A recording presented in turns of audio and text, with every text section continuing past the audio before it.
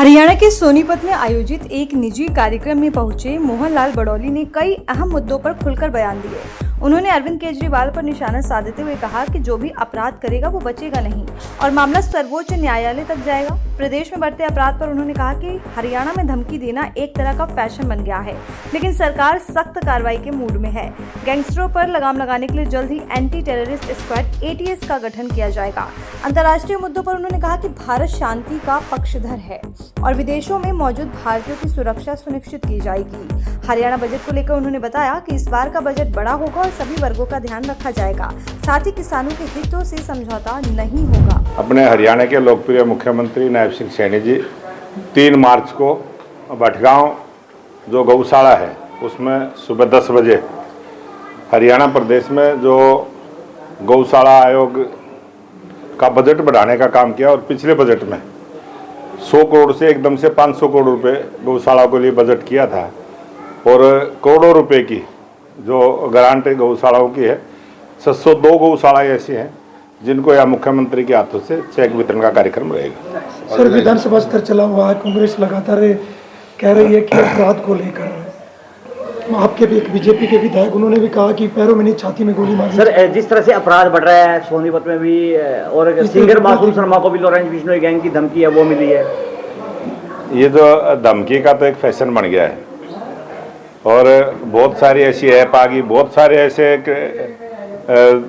मैं कहूँगा नई तकनीक कोई इन्होंने पकड़ी है कि वो वीडियो रिकॉर्ड कहीं से करते हैं, डालते कहीं से हैं, होते कहीं हैं, दिखाते कहीं हैं, बहुत सारी चीज़ें हैं इसमें। और इसके लिए अलग से एक हमारे हरियाणा में ATS एक एंटी करप्शन ब्यूरो अलग से उसकी बहुत जल्दी उसकी नियुक्ति होगी और इस प्रकार के भी जो डिजिटल माध्यम के से भी अपराध करने का प्रयास कर रहे हैं वो वातावरण ऐसा पैदा कर रहे हैं, बहुत सारे लोगों को वो मैसेज दे के और वॉइस कॉल भेज के कई तरह की ये अपराध की प्रक्रिया नहीं आई है।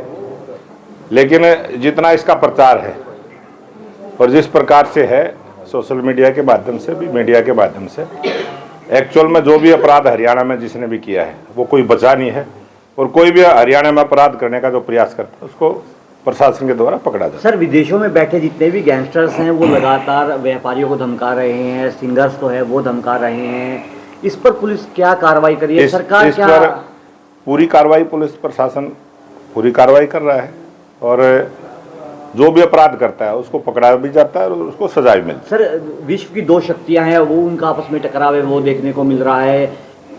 अमेरिका, इजराइल और ईरान में युद्ध है वो हो गया है, भारतीयों को कैसे निकाला जाएगा? सर, हमेशा भारत शांति के पक्ष में रहा है और जब भी जहाँ भी इस प्रकार के झगड़े 2 देशों के हुए हैं वहाँ पर भारत ने अपना विचार दिया है और देश के प्रधानमंत्री नरेंद्र मोदी जी लगातार विश्व मंचों पर भी बोलते रहे हैं कि शांति के बगैर विकास संभव नहीं है, इसलिए शांति को अपनाना पड़ेगा और झगड़े से बचना पड़ेगा। जी, अरविंद केजरीवाल बरी हुए हैं शराब घोटाले में और वो मीडिया के सामने बाबूक हुए, उन्होंने कहा कि मैं भ्रष्टाचारी नहीं था। अमित शाह और प्रधानमंत्री नरेंद्र मोदी ने है, मुझे केजरीवाल जो है बड़ा ढोंगी नेता है और वो कोई भी ढोंग रच सकता है और उसकी पुरानी आदत है, वो खुद से भी बहुत सारे काम करता है, लेकिन जो अपराध किया है वो बचेगा नहीं।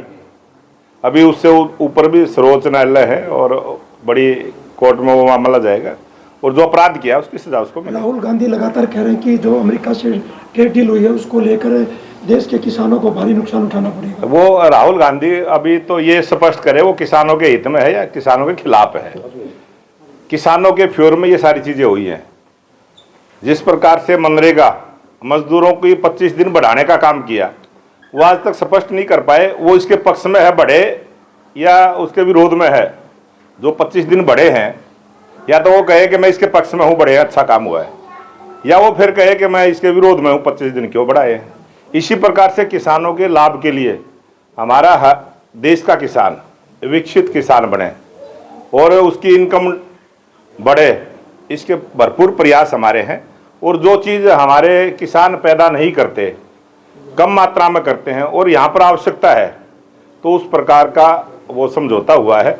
और जो चीज़ें हमारे किसान पैदा करते हैं वो कोई भी चीज विदेश से नहीं आएगी। इस प्रकार का अमरनाथ कल बजट पेश होने वाला है, पहली बार मुख्यमंत्री एज ए वित्त मंत्री बजट पेश करने जा रहे हैं। हरियाणा के मुख्यमंत्री नायब सिंह सैनी जी दूसरी बार अपने वित्त मंत्री के रूप में और मुख्यमंत्री के रूप में बजट प्रस्तुत करेंगे। और पिछला बजट भी 2.5 करोड़ रुपए का था और अब की बार भी वो बढ़ने वाला है, बड़ा बजट होगा और बहुत सारी नई चीज़ें उसमें होंगी। और हरियाणा के 2 करोड़ 80 लाख लोगों की भावनाओं का बजट होगा।